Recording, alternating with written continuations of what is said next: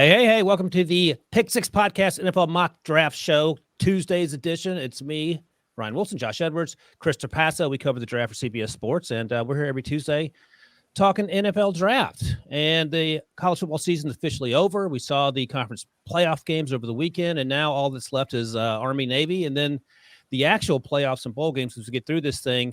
Before we get started here, guys, let's talk about the old YouTube channel. youtube.com/pick6. You can subscribe to the channel. That would make us very happy. It would make Will Brinson very happy. The more subscribers we get, the less you'll see of Will Brinson. I'll put that out there. I don't know if that's true or not, but that's just something to consider when you hit that like button. Like the video as well. You can hit the bell notifications so you know every single time we go live. Turn on those alerts, and then you can certainly leave messages in the chats when we do the live shows. The draft show will be live in the coming weeks as we get close to the draft, but following every nationally televised NFL game, we're always live. So Thursday night, Sunday nights, Monday nights, and I'm sure Debo has us on the schedule to do the Saturday night NFL games once those kick up in December as well. But for now, it's draft talk. First things first, perhaps in the least surprising news of the college football season, Kayvon Thibodeaux has announced he's coming out. My last few mock drafts, I've had him falling out of the number one pick, and that has less to do with Thibodeaux and more to do with my guy, Aiden Hutchinson. Josh, I know we talk about this every week. I know you're not a Hutchinson homer as big as I am and some other folks appear to be now.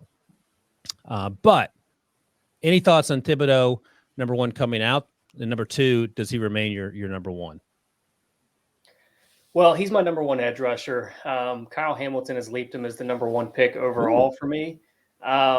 I can understand the context of Aiden Hutchinson to Detroit, though, because it kind of seems like he's more of a Dan Campbell kind of guy. He's used to playing in that cold weather. He's, got the strong lower body. He's going to be that ankle biter, that kneecap biter that Dan Campbell loves. But I think Kayvon Thibodeaux is still a fantastic player. I mean, he's got that bend around the edge. One of my concerns was he's not the strongest in his lower body in terms of how he's built, but he's wiry strong. I mean, he's stronger than he looks. He can hold up better against the run than maybe what you would think by looking at him. But both are fantastic players. I don't have an issue with either one of them being in consideration for the number one overall pick. And Traps, have you made the transition from Thibodeaux to Hutchinson and or someone else? I like the Kyle Hamilton number one pick. That's at least different. Josh, I'll give you that. But where are you on Thibodeaux? Yeah, I'm on that same train too. I think I talked about it 2 weeks ago on this podcast that with Kayvon Thibodeaux, it's really all about his upside. And whether it's your defensive line coach, your D coordinator, your head coach, feels very confidently in being able to tap into all of that skill and natural talent, I think you could have someone that's like a Myles Garrett type player with Kayvon Thibodeaux. With Hutchinson, there's still upside because he is pretty athletic, but he's very high floor. So I think that's why in my mind, in my grading system, and really to a lot of draft analysts like ourselves, Hutchinson is the safer pick that still gives you, 3-down ability, 10+ sack season type of player. And just really over the last 3 or 4 games against Ohio State, against Iowa, Hutchinson, I think, has done enough to leapfrog Kayvon Thibodeaux. If we're going to put it in Ryan Wilson terms, it's just like taking either Justin Fields or Mac Jones. Mac Jones, high floor, incredibly high ceiling, 2 for 3 on Monday night, 19 yards, willed his team to victory. As I was saying those words, I forgot that was against your team, Trap. So I'm sure you didn't enjoy the moment as much as I did. But don't ever bet against Mac Jones, I guess is the lesson there. But I think you're right. I think Thibodeaux has room to grow, and we can't just, and this is more a commentary on me than anything else. We can't just sort of take a snapshot of a player now and assume that's what he's going to be like. He's invariably going to get a lot better. And I think you can't go wrong with either one of those guys. And I do like Josh's notion of rolling with Kyle Hamilton there as well. A completely different player who just needs a role. My fear is sort of the Isaiah Simmons NFL track for him. But that's the conversation for later. All right. And we have a list of early guys coming out here. And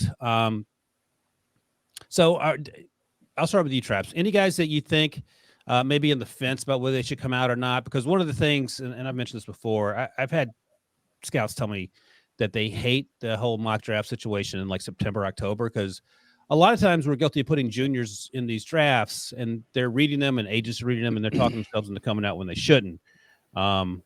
there's a very specific player last year over the summer who was in the first round, that not from CBS, but from another news corporation. And I got an earful about that. I was like, man, I didn't even make the mock draft. I don't know what you want me to tell you, but the player was not a first round talent, ended up going like in the 6th or 7th round when it was all said and done. So I understand that.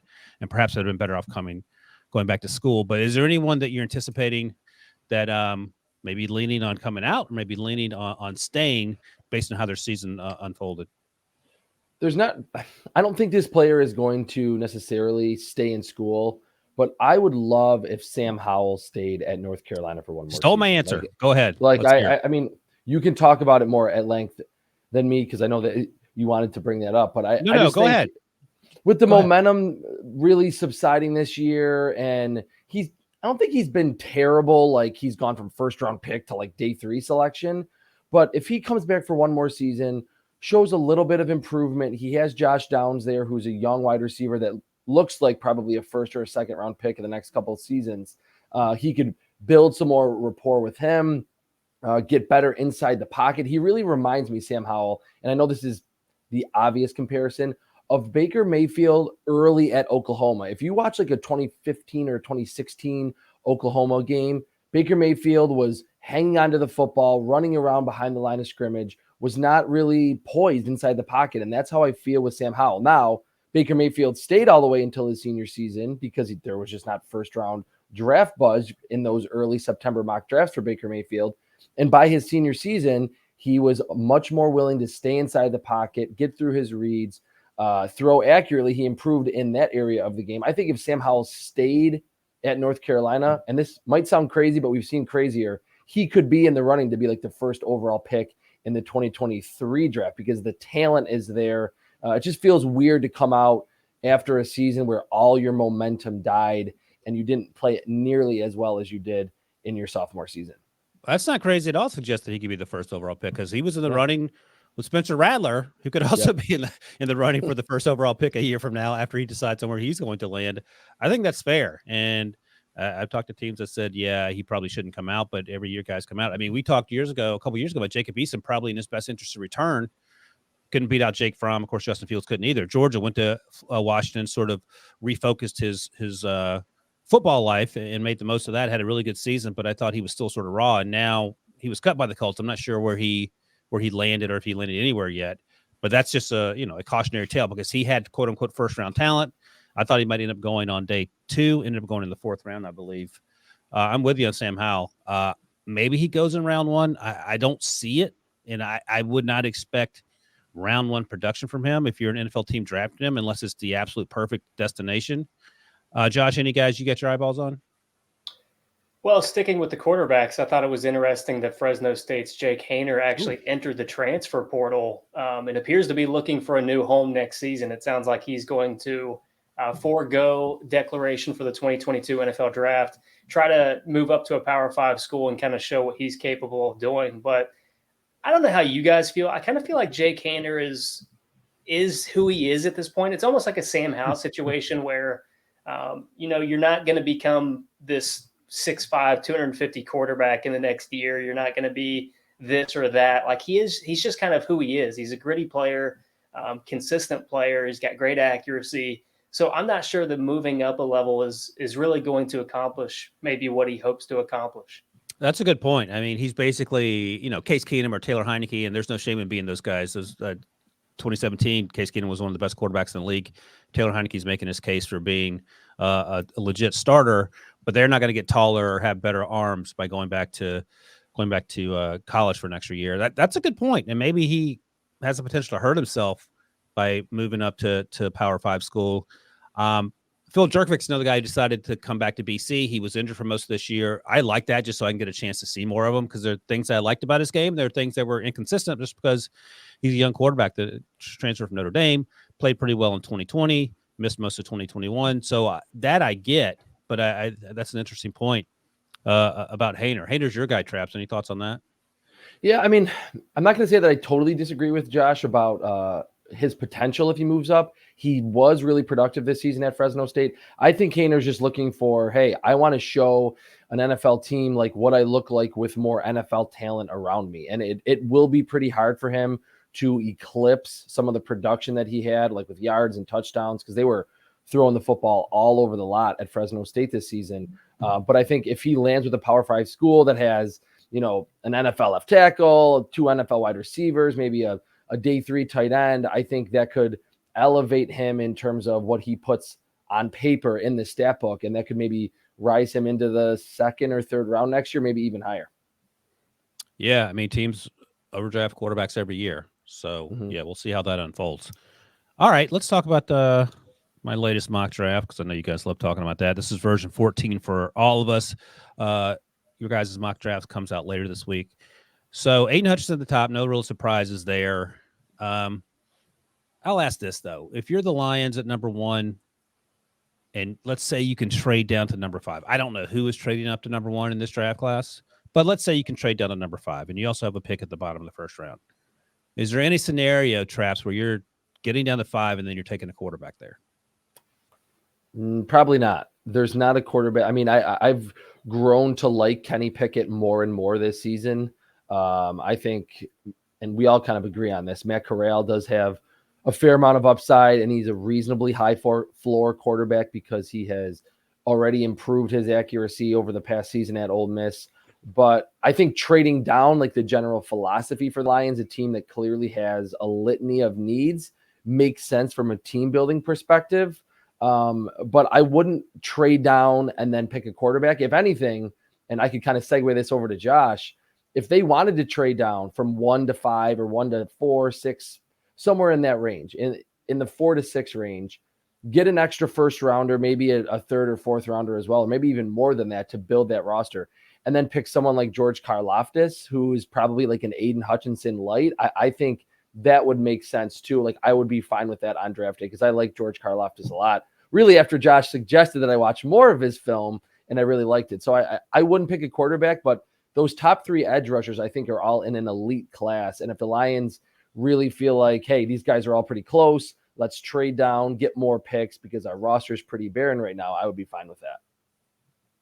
Yeah, like I said, Kyle Hamilton is the guy that I like the most at this point, just from an overall standpoint. But when you're considering that top group, I don't think there's a lot of delineation between that group. I mean, you're probably fine with any number of a handful of guys. So if you're Detroit and you get a package that entices you to trade down, then absolutely, because this team has so many needs that you want to accumulate those picks and bring in more of your guys moving forward. The issue is because there is a lack of a true franchise type quarterback, how many teams are going to be interested in moving up, giving a potential first round pick? Exactly, 0.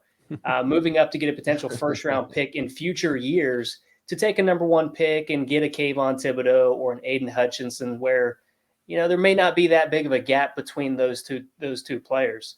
And then for me, the quarterback conversation as it relates to Detroit, let's take the compensation, the draft selection away.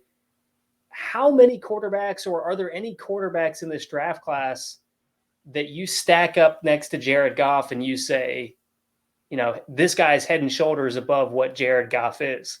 I just don't see that type of player.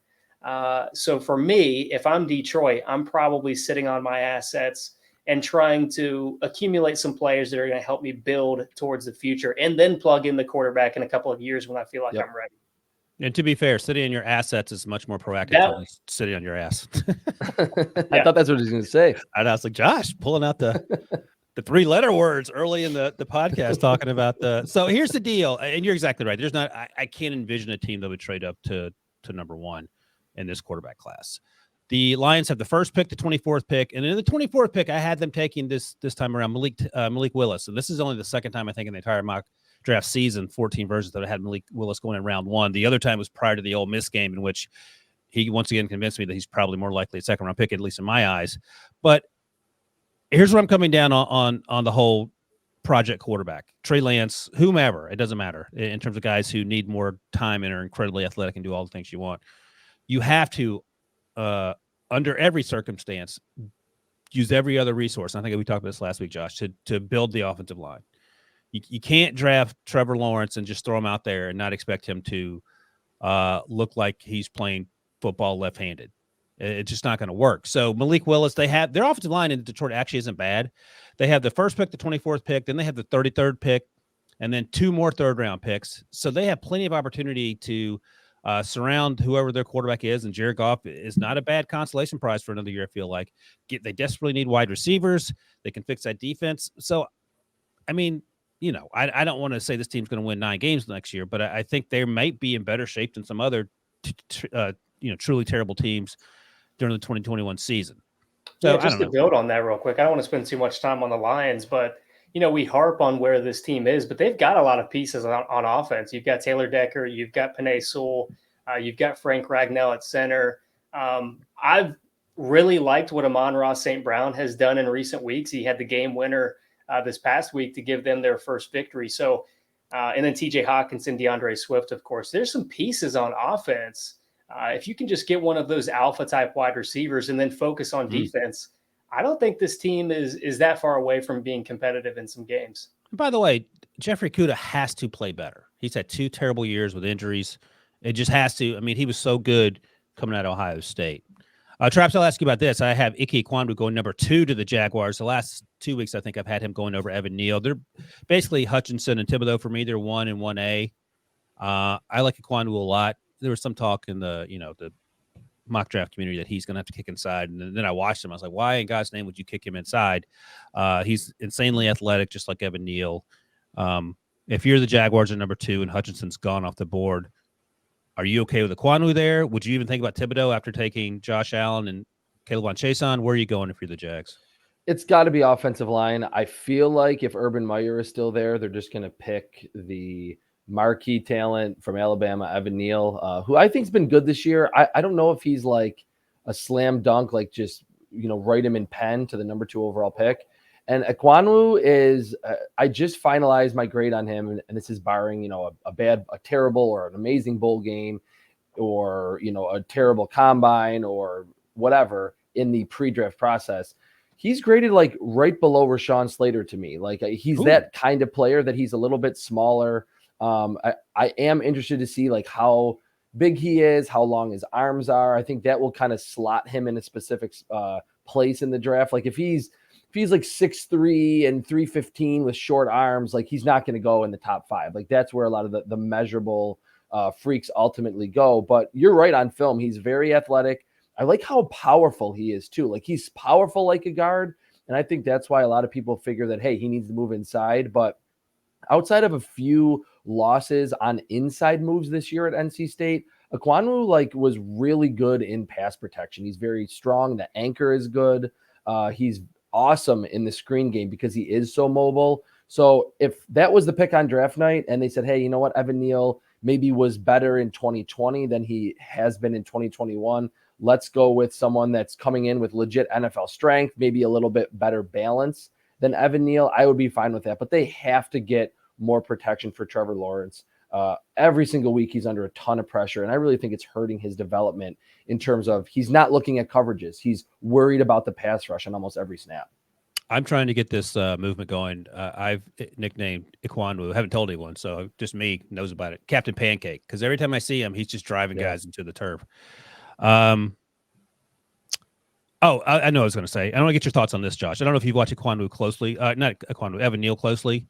But I feel like for me, he's not Jedrick Wills, who's an incredibly good player who was able to move from right tackle to left tackle pretty much seamlessly. But he's better than Alex Leatherwood in terms of the lineage coming out of Alabama. So I think that's where he falls. He's closer to Jedrick Wills than Leatherwood, who I didn't think was a first-round pick.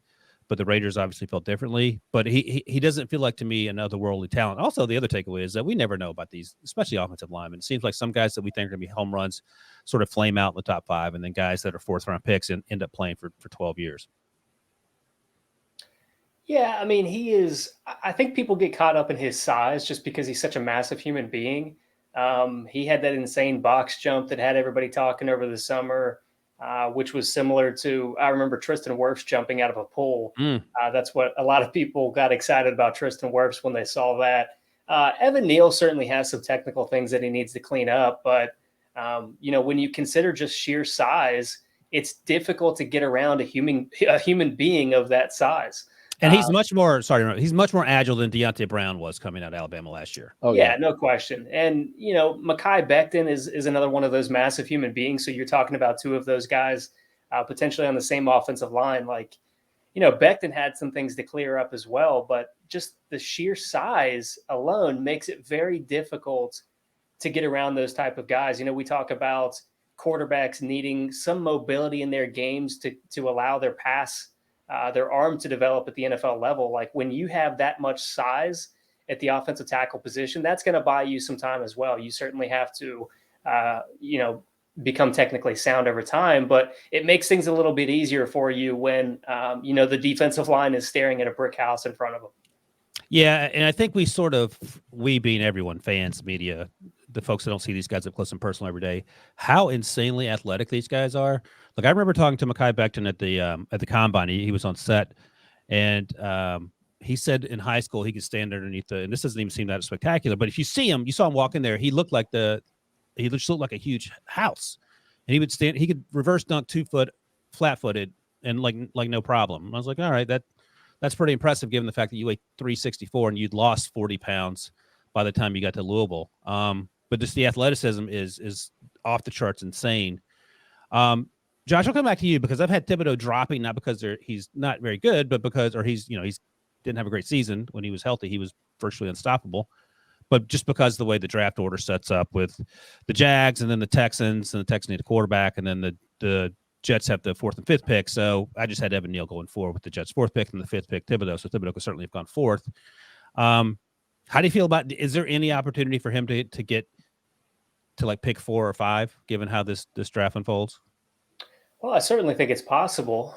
We talk about the offensive lineman. It just kind of depends on team needs at that point in the draft. But I think it's certainly possible. I don't know that it's necessarily likely, but edge rusher is such a premier position. There's going to be teams that overdraft that position, and maybe that's a position where teams in the bottom of the top 10 decide that it's worth going up a little bit to get one of those franchise type pass rushers. It may not be at the same cost as years past where you've got to give up 1 or 2 future first round picks to move that high. Maybe teams are looking at the cost of moving up this year, and they're willing to accept a day 2 pick to move back a couple of spots. I think that's certainly a possibility this year as long as the quarterback is not in play. But Kayvon Thibodeaux, I don't view him in the same light as those elite guys that have come out, like the Bosa brothers or Myles Garrett. I think he's a step below that. Chase Young, would you put in that first group? Probably. I mean, Chase Young has been a little bit disappointing to this point, but he's probably closer to Chase Young than he would be those other 3 at this point. But during the college evaluation, I would imagine. Yeah, during the college evaluation, I absolutely thought that Chase Young was certainly in that group, in that conversation with the Bosas and Myles Garrett. I think Thibodeau is just a little bit lower, not too much. But if you can get an elite pass rusher, a franchise pass rusher, especially as the Jets, you pair him with Carl Lawson, who unfortunately went down with an injury at the beginning of this year. Like, you're very excited about that pairing moving forward. You've got Quinnen Williams inside. Like, suddenly your defensive front is able to get those one-on-one situations, and that's going to make things a lot easier for your secondary and muddy things up in the secondary for opposing offenses. Well, joke's on you, Josh, because Mac Jones, all he does is hand the ball off, so the secondary's going to get the action. Traps, let me ask you this. I'm going to go off script a little bit here. So I want you to grade these drafts for me based on the teams that have multiple first-round picks. Like, which one would you rather have, given everything else on the roster? If you're the Jets, you get Evan Neal and Kayvon Thibodeaux, which feels like an absolute home run to me. If you're the Giants, which pick 6 and 7, you get Kyle Hamilton and Charles Cross. Charles Cross I like a lot. We haven't talked a lot about him. But he had a really good season at Mississippi State. Or Debo's Eagles, 12, 13, and 17. You get Roger McCreary, again, an underrated cornerback who had a fantastic season. Nakobe Dean and Tyler Linderbaum. So if you're the Eagles, Hall, just for the sake of telling Debo what I think about this, I love Nakobe Dean. I think that would be a home run. I know the Eagles randomly haven't they not picked a linebacker since 1979 in the first round or something ridiculous like that? I think maybe it's time to. They need a linebacker, but I think I would go with the Jets, even though the Eagles have the 3 picks, because like Josh was saying, like we all kind of agree, it's premier positions that they're picking. To get Evan Neal, and we kind of dogged him a little bit, but he's still a really good prospect.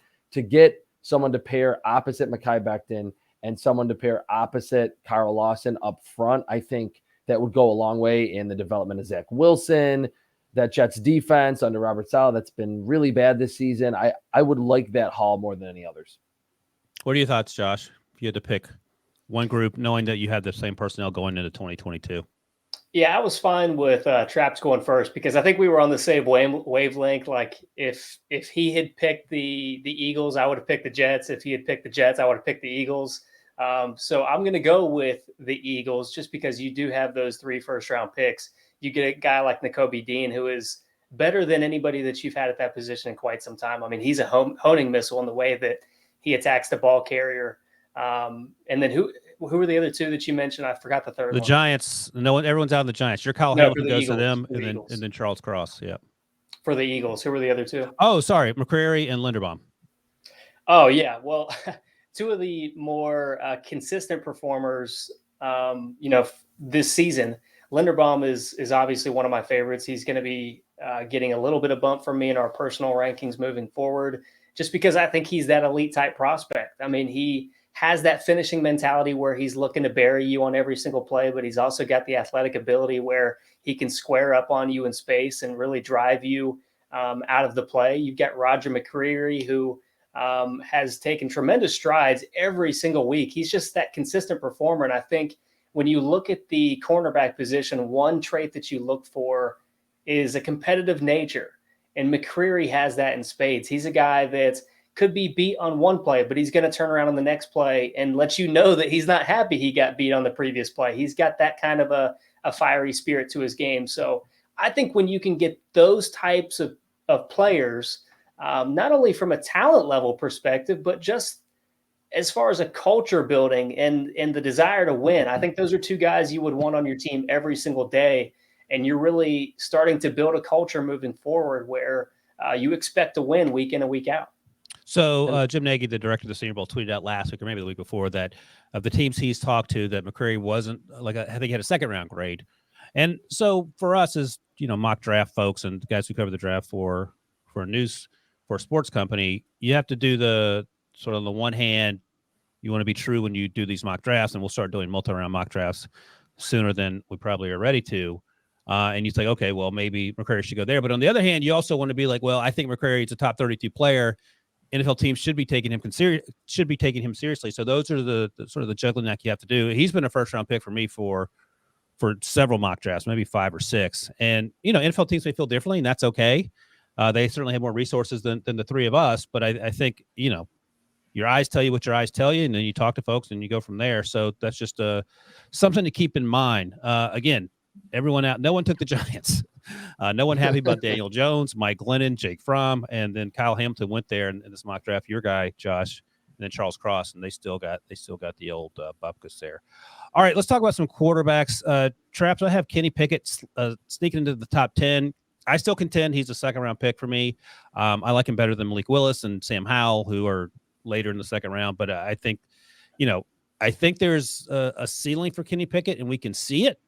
But that's not necessarily a bad thing. I think that floor is extremely high, as we like to say. Matt Corral went 3rd to the Texans for me, and then Pickett is 9th to the Panthers. How do you feel about that marriage? And is Pickett going in your top 10 in your next mock draft?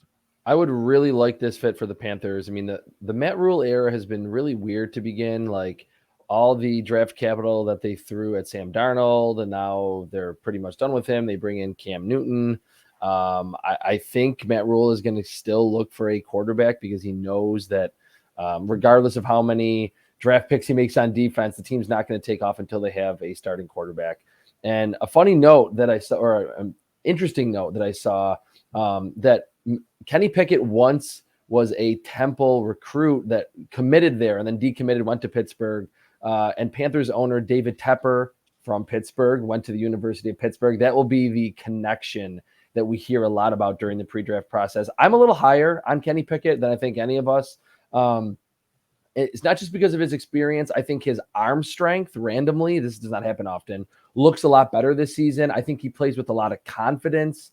throwing the football to all levels of the field. If he does make a mistake, and there haven't been many, he doesn't turn into a timid quarterback. We obviously saw that he's pretty mobile. He'll bust out a fake slide if he needs to deep down the field, running with the football. He's not going to be a designed run game type of player, but I think he has enough athleticism to be that improvisational type. So like we always say, like quarterbacks get pushed up.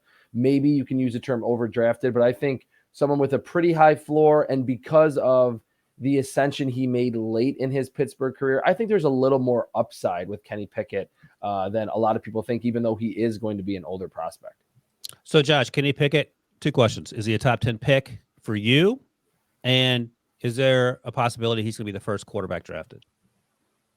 Well, first of all, don't get me started on the fake slide. That's going to be an entirely different tangent moving forward. But Matt Rule was the head coach at Temple, right? When Kenny Pickett committed there. Yeah. So that's a very interesting anecdote. Obviously, there's a little bit of history there between those two. Kenny Pickett, the one thing that I think people have concerns with is his hand size, because it's going to be a little over 8 inches. And, you can buy into hand size or not buy into hand size. The reality is that he plays in Pittsburgh and it hasn't affected him to this point. He wears gloves. He does wear gloves, but again, it doesn't impact him. So as long as it doesn't impact him, I'm not going to let that factor into the evaluation. But I think you feel a little bit better with him ending up in a warmer climate like Carolina than you would in one of those Rust Belt type cities. Kenny Pickett, otherwise, I think is certainly a top 10 caliber player. He's got average mobility. He's got the arm size that Traps was talking about. I think he's developed tremendously as just a cerebral quarterback in what he's seen before and after snap.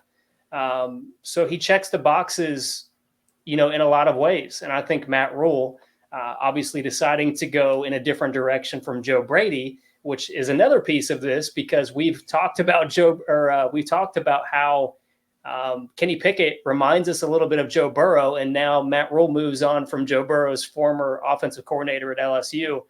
So just a lot of interesting connections between this player and this team. But Kenny Pickett, I have no issue in the top 10. I think he's a very good player. And as long as that hand size does not bother teams, I don't think, I think he's certainly deserving of that consideration.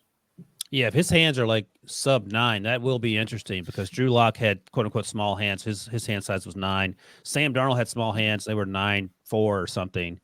And for whatever reason, neither of those quarterbacks exactly set the world on fire. May have nothing to do with their hand size, but that'll certainly be a talking point. All right, Josh, I'll come back to you because I know you're a Steelers fan. Carson Strong, 18 to the Steelers. So the only quarterback to go. So Kenny Pickett goes 9th, and the next quarterback doesn't come off the board until 18th with Pittsburgh. And in between there, Vikings, Saints, Broncos, maybe your Browns at 16 might be in the quarterback business. Do you think that a quarterback goes in that range? Number one, and number two, how do you feel about Carson Strong going to Pittsburgh? I think one way or another, New Orleans is going to be aggressive in pursuing a quarterback this offseason. I don't know if that's going to be through trade. I don't know if that's going to be through the draft. I just can't help but imagine that Sean Payton has not been happy with the consistency and the level of play that he's gotten at the quarterback position this year. And I think they kind of knew that. When you look at the decisions that they've made from a salary cap perspective, it kind of felt like they were just taking this year to allow the salary cap to get back to a healthy position before they became aggressive. So now that the salary cap is jumping up $26 million, reportedly, that gives them a little bit of flexibility to maybe go make a move for Russell Wilson and Aaron Rodgers, somebody of that stature, or maybe you do target a quarterback in the draft. But yes, all three of those teams are certainly teams that you would think are going to be interested in a quarterback this offseason. Carson Strong, I know you guys are higher on him than I am. So yeah, I don't hate the fact that he would be going to Pittsburgh in this scenario. It became clear that Big Ben is going to be moving on after this season. So you do need somebody, and maybe Pittsburgh is a team that is in the market for those same guys that I just mentioned for New Orleans, but they have to have somebody to bridge the gap, because Mike Tomlin has built this reputation of not having sub 500 records. And I don't think that would continue if you had to start Mason Rudolph on a weekly basis. I would remind you, Josh, that Mason Rudolph and Duck Hodges still managed to win 8 football games. I would also remind you that is true. I would also remind you that the Browns lost to Big Fat Ben a few weeks ago. We don't need to go there. We don't need to go there. In a demoralizing defeat that set that well, I don't want to go into it. I can't believe how the Browns have bounced it up. I had high hopes. I picked them to win the division, Josh. All right, make your case, Traps, for Carson Strong, whether it's Pittsburgh or somewhere else, because as Josh noted, it sounds like you and I are higher on him. The issue, of course, is the knee, but let's assume the knee is 95% and will remain that way, unless someone runs into it or something. Yeah, I mean, I'm a little higher on him than Josh, but I think this would actually be a little bit too early. But like we always say, quarterbacks get pushed up. And what is in Carson Strong's favor is that he's had a really hot finish to the season. Like 2 of his last 3 games, he's gone over 350 yards passing. He has taken 14 sacks in those games, and I think that speaks directly to his lack of mobility. The only way I think Carson Strong goes in the top 20 or really even in the first round is if he sells himself as this deep downfield passer that has, you can point to probably 50 long balls throughout his career that he's put on the money to Romeo Doubs or Cole Turner deep down the field. So he kind of reminds me, and just his whole draft profile, of Derek Carr, who went early in the second round, but I think in a redraft of that 2014 draft, of course, Carr would have gone in the first round. That they're from Mountain West, outside the Power 5, a lot of deep balls, through to an NFL caliber wide receiver in Devontae Adams. Romeo Doubs is probably going to be maybe a first, but probably a second round pick. Some mobility, but not great, very experienced. I think that comparison, just with how their styles of play are, just really strikes me. And I think, again, Derek Carr hasn't been amazing, but he's been a longtime starter. He's had stretches where he's looked like an elite quarterback.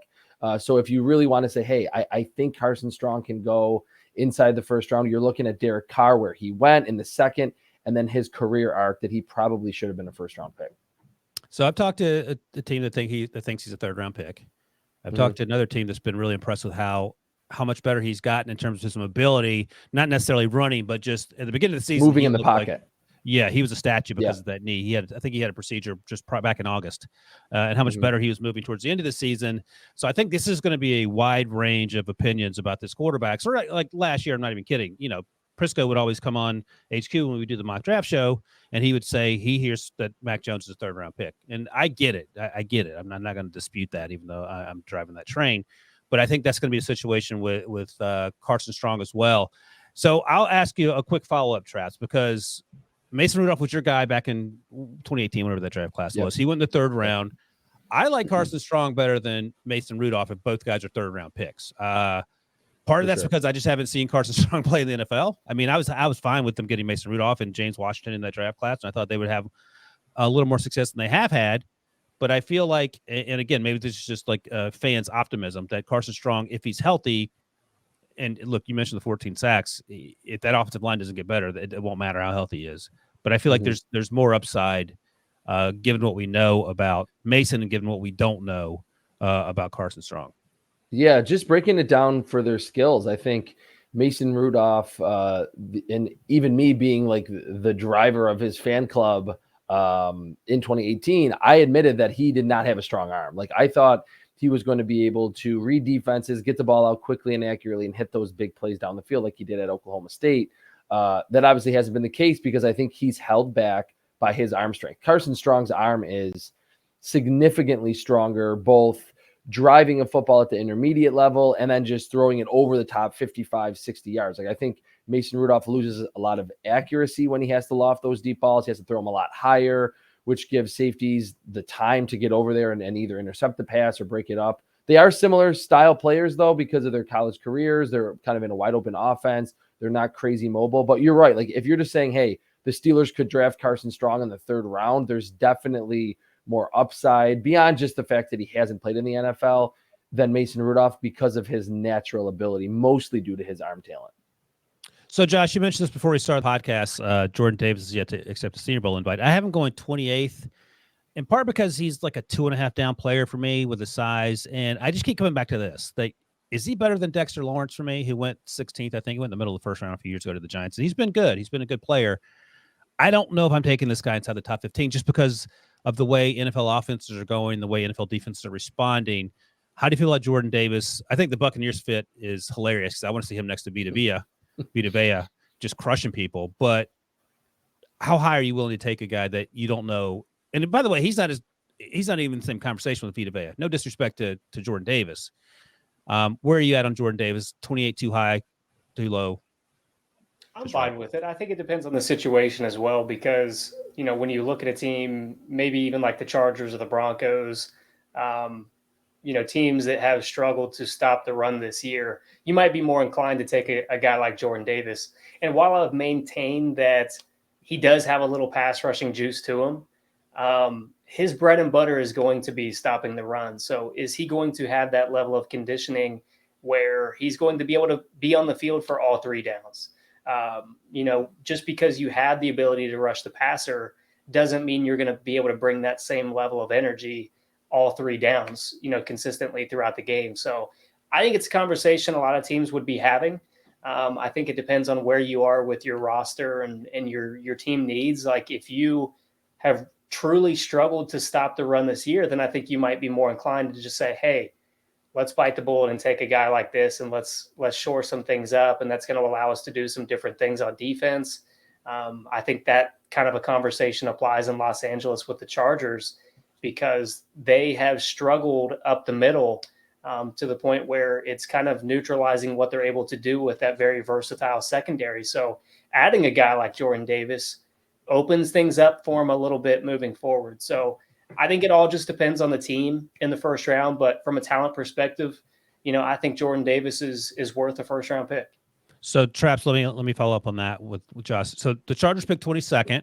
Would you take Jordan Davis there? Would you take him 15 with the Raiders? Would you take him 8 if you're the Falcons? No, I feel similarly, like not quite to the extent, but how we all feel about running backs, that we should probably not pick running backs in the first round. I'm pretty much there with nose tackles. Like I was the biggest analyst against Derek Brown going inside the top 10. And I remember I graded that. I wrote an article in real time when the Panthers picked him, I think number 8 overall 2 years ago.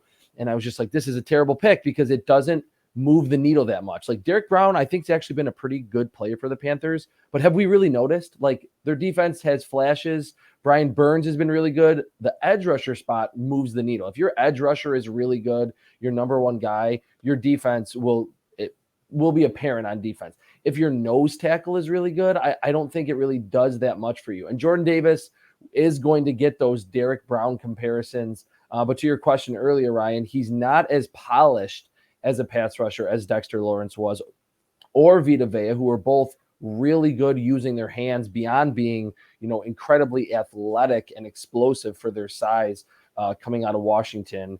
And who's the other player? Oh, and who's the other guy? Vita Vea and Dexter Lawrence coming out of Clemson. Those guys had explosion up the field and could win with their hands. Jordan Davis is just someone that can beat blockers and engulf running backs. So I would not pick him at 8, 15, 22. I think maybe if you get to the last couple of picks in the first round, the elite teams that are in the conference title games or in the Super Bowl, and you're like, hey, we could use some more beef up front. We don't really care that he's a 2-down guy. I'm okay with it. But in general, I'm just not a big proponent of picking a 350 or 360 pound defensive lineman in the first round today. All right, quick follow-up, because this was the first draft and probably forever that I had Treylon Burks falling out. It's just a matter of Malik Willis coming in and then my guy Logan Hall sneaking in. If you're the Buccaneers at 28, and they're not going to have very many wide receivers under contract after this year, would you rather have Jordan Davis or Treylon Burks? I would have Treylon Burks. I think he moves the needle more. I mean, you still have Mike Evans, you still have Chris Godwin. Like you mentioned, though, a lot of those guys are nearing the end of some contracts. We don't know what the future holds for Antonio Brown. He's older anyway. Tyler Johnson has flashed but been inconsistent. They have a lot of pieces at wide receiver, but if you're going to try to ride out this Tom Brady era as long as you can, adding more receivers, of course, does a lot more for the team than getting a little bit better or maybe even a lot better against the run. I would pick Treylon Burks, give him a few years learning under Mike Evans on how to win as a big wide receiver in today's separation-based NFL, where all these quick, small receivers are getting open, and that's how they're winning, when Mike Evans has really stood alone as this 6'5", 230-pound guy that has 1,000-yard seasons and catches 10-plus touchdowns every year. I think Treylon Burks would just be a smarter allocation of positional value for any team, and certainly the Buccaneers. Josh, Just you to want Jordan follow Davis? up, Yeah, what do you want? Yeah, I was gonna say I'll follow up and say that from a positional value standpoint, I think Traps makes a good point. Like, he doesn't move the needle from one of those. It's not going to be an explosive, sexy pick, but I think the element that is being missed here is that Vita Vea is not necessarily known for his number of sacks, his pass rushing. It's more so for his ability to occupy blockers, destroy blockers, to free up the guys like Joe Tryon, Jason Pierre-Paul, those guys on the edge, Shaq Barrett. So I think if you are a team in the situation where you have a pass rusher like that, or you have a couple of pass rushers like that, then you might be more inclined to take a guy like Jordan Davis, because then you're starting to talk about these tackle end stunts where you're able to create pressure a little bit more organically. So you don't want to take Jordan Davis and put him in a situation where he's going to be asked to push the pocket and be the guy that is kind of driving your pass rush. You want to bring him in when you've already got some pass rushers established, and he can help maximize that opportunity. Oh, so Cleveland Browns, pick number 16. I don't hate it. I don't hate it, honestly. Yeah. I mean, Cleveland has more needs than I thought they would at the beginning of the year. Like, Tyler Linderbaum makes a lot of sense. Obviously, wide receiver is very popular on the beat these days. But Jordan Davis, I mean, Cleveland's had their issues stopping the run as well. If you bring back Jadeveon Clowney and you've got Myles Garrett, I think that's certainly a good fit. The other takeaway for me, just generally speaking about the NFL this year, there are no good defenses. Like, it's just all offense, and defenses are just sort of incidental, getting in the way occasionally. Trevon Diggs has his interceptions, and that feels about like it. There's no sort of dominating defenses that we've seen over the last 15, 20 years. All right, Senior Bowl invites are streaming in daily, and it's sort of like Christmas every morning. I leave the tab open every morning. I go to the Senior Bowl invite page and just refresh it to see who's next. And it's sort of fun to see these things unfold. A lot of guys there. There'll be a lot more, I would imagine. I don't know the number exactly, but I'm assuming there'll probably be 25, 30, maybe more guys than that added. It's still only early December. Let's see here. I'm looking to see what Debo wants out of this list here. So are there any guys? Let's start with this. Who are you most excited to see that's currently on the list? Traps, who you got? I got Boye Mafe, edge rusher from Minnesota. Yeah, he flashed in that shortened season last year in the Big Ten for the Gophers. He's created a pressure like 17% of the time this year, which is one of the higher rates in all of college football. I did a grade on him like in October. I want to get back to that and finalize it. I didn't see a lot of pass rushing moves, but in terms of his length, his first step quickness, his speed to power around the edge, I want to see him in those one-on-one situations against like the best offensive tackles or senior offensive tackles in college football, because I think he could be someone that with a strong week, if he shows, a spin move or some pass rushing moves, we could be talking about him maybe as a late first-round pick, because I think he's going to check the boxes athletically and just with his size and his length. And he's gotten better if you look at his tackles for loss and his sack figures in each of his 4 seasons at Minnesota. So there's a ton of names on here now. A lot of these guys are going to ultimately opt out just because they want to get ready for the pre-draft process and not risk injury. But Boye Mafe, I think, will ultimately be down there in Mobile. And he's that guy that we always see. There's 1 or 2 edge rushers that always skyrocket after that week of the Senior Bowl. I think that could be him this year. Josh, who you got? Well, I like the Mafe pick first of all, because I did, I think I had a day 2 grade on him after watching him last year. He's a really, really intriguing player in terms of his traits. I went with Jalen Tolbert, the wide receiver from South Alabama, 6'3", 195, a little bit slight of frame. He is supposedly going to run in the 4.5s. I'd like to see that translate more on film. But a guy that can win downfield. I mean, he's had 1 game against Power 5 opponents this year. That was against Tennessee. He had 7 receptions for 143 yards and a touchdown. So he has proven that he can do that against some Power 5 competition, but I want to see that more consistently. I want to see him going against a Caleb Evans from Missouri and Roger McCreary from Auburn, some of these other cornerbacks that are going to be in attendance. I want to see how he fares against those guys, because this is a prospect that a lot of people feel like is worthy of day 2 consideration. And I want to be able to see that in Mobile in January. But this environment as a whole is more conducive to certain individual matchups. Like you typically wouldn't want or expect an offensive tackle to succeed because, a lot of those guys are put in one-on-one situations, and typically you have inside help when you're actually playing a game. So it's a bit of a favorable environment for defensive linemen. So again, I think Boy Mafe was a good pick, but I'm excited about Jalen Tolbert. I think that's a really intriguing prospect. And Tolbert probably would have been like what, Josh? You think like a 3rd or a 4th round pick if he came out last year? Because there was a lot of hype for him, and there were some people that I talked to that were surprised that he actually went back for his like super senior season there at South Alabama. Yeah, he was incredibly productive last year. He's, even in the shortened season, he's been very productive this year. So you're talking about a guy that's got a couple of years of really good tape coming into the 2022 NFL draft. So he probably would have, been in consideration for that early day 3 type position. But this is a guy that's got a chance to elevate his stock even more down in Mobile. Yeah, talking about those one-on-ones at the Senior Bowl, that's a great point, Josh. Montez Sweat made himself a ton of money at the Senior Bowl, just destroying people. And he's been good as an NFL player. He probably would have gotten drafted higher. I think he had like a heart condition that sort of popped up the day of. It hasn't affected his play as far as I know. So he was the second first-round pick for Washington in that memorable draft where they took Dwayne Haskins 15th overall. But anyway, again, that's why it's a crapshoot. The guy that I'm actually looking forward to seeing, a couple guys. Bernard Raymond, we've talked about in the podcast.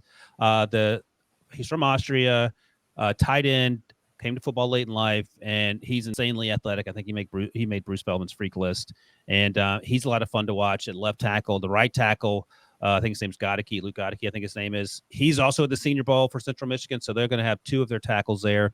And then a guy that's very quickly becoming one of my favorite guys. We talked about him last week, Josh. Logan Hall, the interior defensive player. He can actually line up anywhere. He plays a lot inside from Houston. Peyton Turner went in the first round last year. A lot of folks are sort of surprised by that.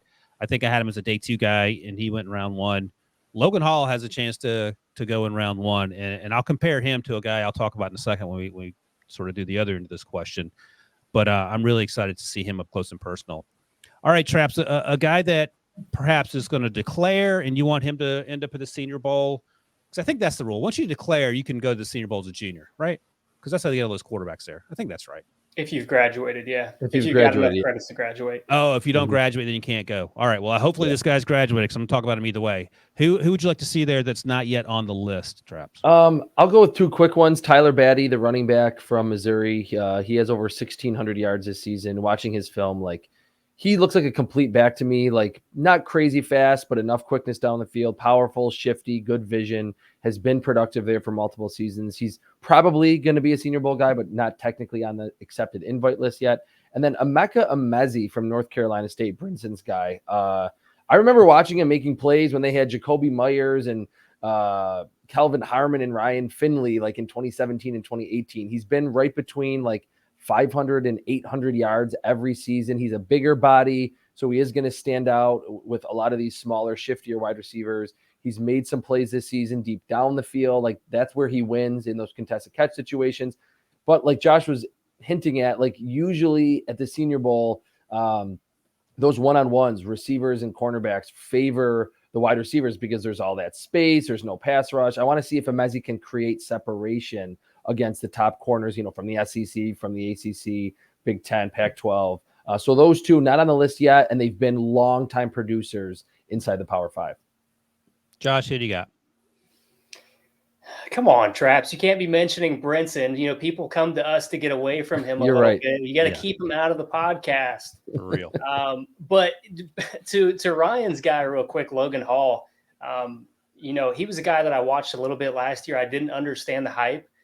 But we had talked about him on a recent podcast recently. So I went back and watched him, and I'm coming around to him. It was easy to get excited about the potential with his length and, what he was able to do with his hands. But I absolutely think he's already a better player than where Peyton Turner was this time last year. I think Brian made the same point in a recent episode. So I'm on board with Logan Hall again, but I will go down to Athens, Georgia for a linebacker. And I know initially you're probably thinking, okay, is he going Nakobe Dean? Is he going Channing Tindall? No, I'm going to go with Quay Walker, the unheralded third linebacker, the lightly discussed 6'4", 240, quick twitch, smooth linebacker that's going to be able to get off blocks and make plays at the next level.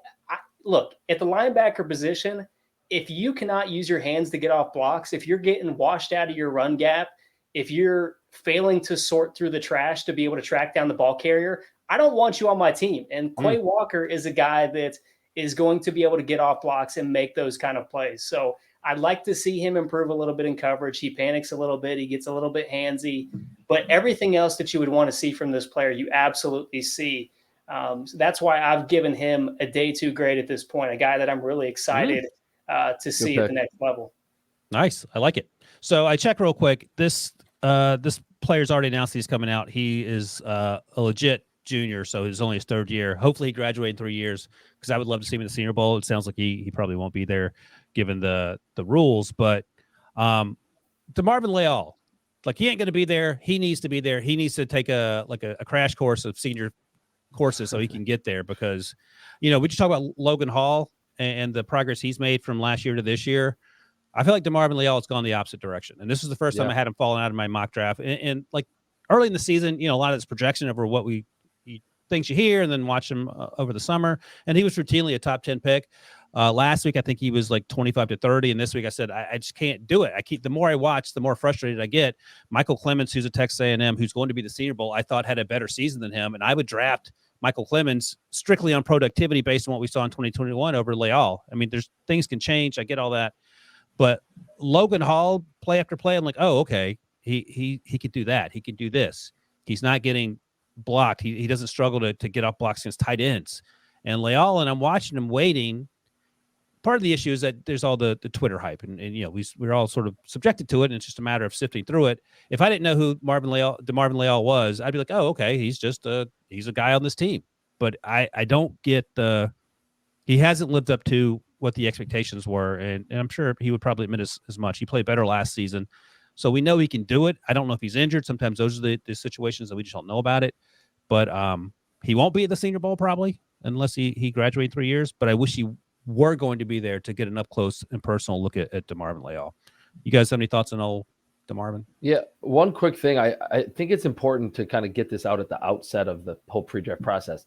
Someone like DeMarvin Leal gets the label of being really versatile. He has played multiple positions. But whenever I'm watching these guys, whether it be a safety that can play slot corner or someone like DeMarvin Leal that plays on the edge or inside, to be versatile and have that be a checked box on your draft profile, you have to be productive for multiple positions, not just literally play there. And to your point, Ryan, I think in 2020, he played on the edge. He was winning around the corner with power, then kick inside, would win with his hands, first step quickness. I think because he's kind of uniquely shaped, he's kind of like an oversized defensive end or an undersized defensive tackle. He'll get hit with that versatile label. But until I see DeMarvin Leal really make a lot of plays, and he really didn't make as many this year from both positions, I don't really care that he can play multiple spots up front. If he's just slightly above average as a pass rusher inside and maybe average as a defensive end, then I think you're talking about a prospect that probably goes on the second day of the draft after getting a lot of first round hype. No, I think that's important. And again, I said this last week, I'm not trying to dump on DeMarvin Leal. I just think that the hype created during the summer and the draft Twitter, it was just too much, and he hasn't lived up to it. What do you think, Josh? Like, where are you? Because you're the voice of reason. What are your thoughts on DeMarvin? Well, I don't know about that. That's pretty high expectations to live up to. He's one guy that I kind of want to go back to and watch again this year more closely, because I haven't done that yet. Okay, good. I will say the one thing to consider, when talking about his versatility, when you're lining him up on the edge, you're probably not asking him to, win and be that bendy guy around the edge. You're probably asking him to string out those outside zone teams and maybe make a play in the run game. So no, I don't think he's like this, twitchy edge rusher that's going to have a lot of production there. That was kind of one takeaway that I had from him last year. So I understand the point there.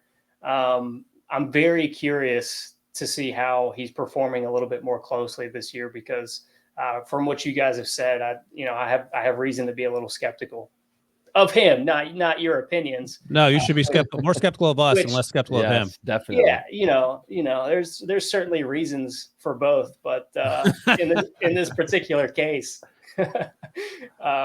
I'm skeptical about where I have him on my board just based on what you guys have said. All right, well, something to look forward to. Senior Bowl is not that far away, which is crazy to think about. That's a wrap for the old mock draft show. We'll be back next Tuesday to talk more about these college kids on the way to the NFL.